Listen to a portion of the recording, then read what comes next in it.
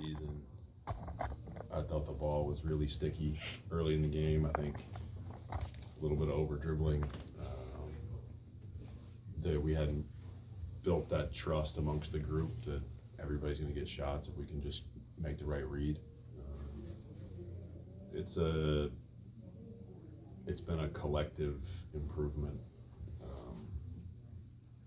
The lineup's a little different than it was early in the year.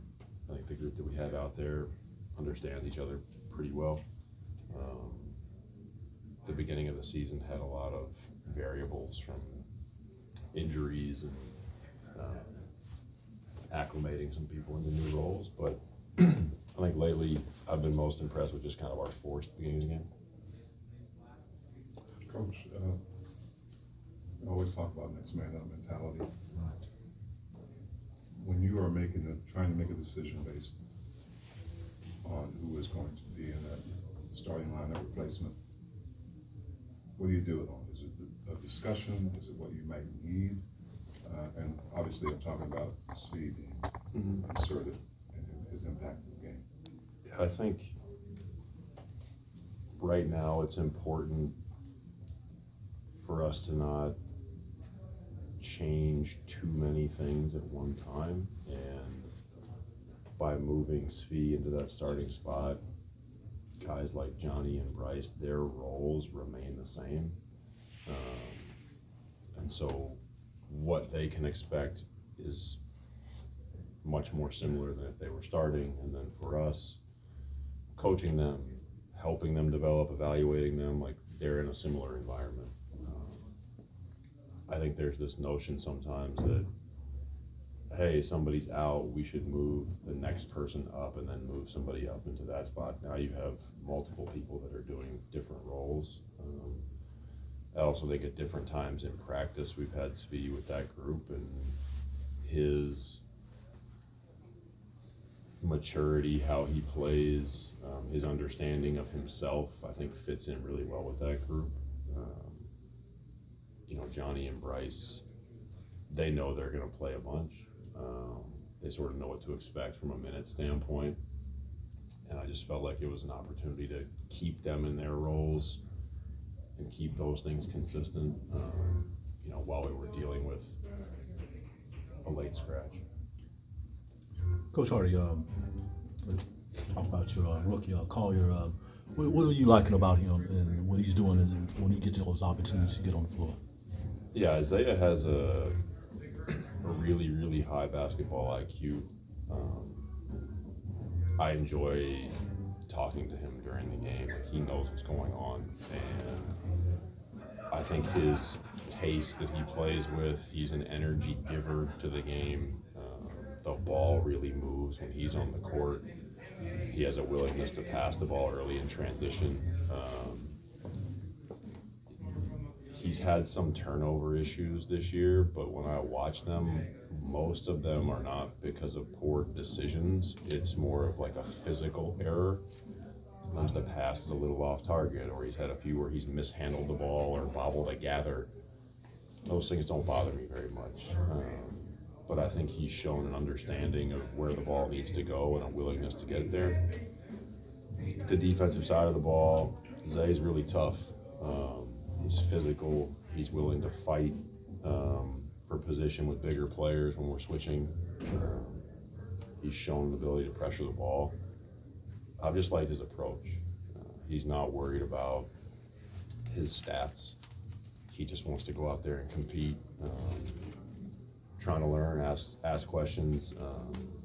I think he's shown a lot of maturity for a young player and kind of a willingness to think about things in the long view and not get overly worried about how he might look in this moment.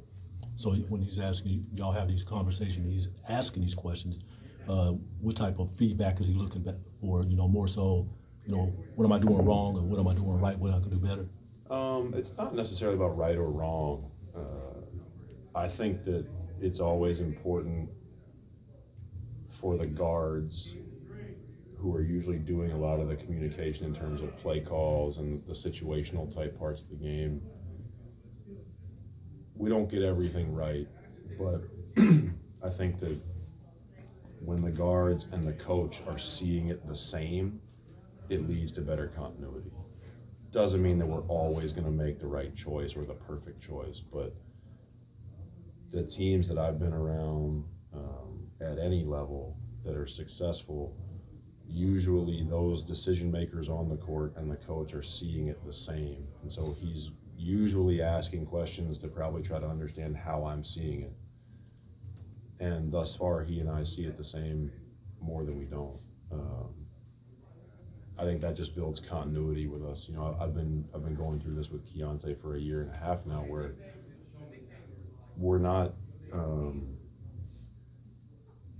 I'm not concerned about Keontae getting it right every time, but when things get hectic and you don't have a lot of time to talk things out, it helps when we see it the same. And so I think Zay is trying to find that as well. What did you see from Key defensively, maybe particularly early against Portland? His ball pressure was great. He took a lot of pride guarding the ball. His pickup points were a little bit higher. Got through screens pretty well. You know, we talk a lot as coaches and as a team. You know, most teams talk a lot about scheme, rotation, what's going to happen if he gets beat. But taking pride in guarding the ball one-on-one is going to keep us out of rotations. And so I thought that he did a really, really good job at the point of attack of kind of setting the tone for us. Even when he did get a little behind the play in like a ball screen, you know, Simons is a good player. They set a decent screen. I thought his pursuit was really good, and it rushed a few of the shots that Simons had to take. You go back and watch the film, it's not that you would expect Simons to miss every one of those shots. He's an elite player, but I thought that Keontae did a good job of just continuing to compete through every possession. Okay, first on that topic, on that pursuit, what do you want? What's good pursuit versus bad pursuit, especially from Key?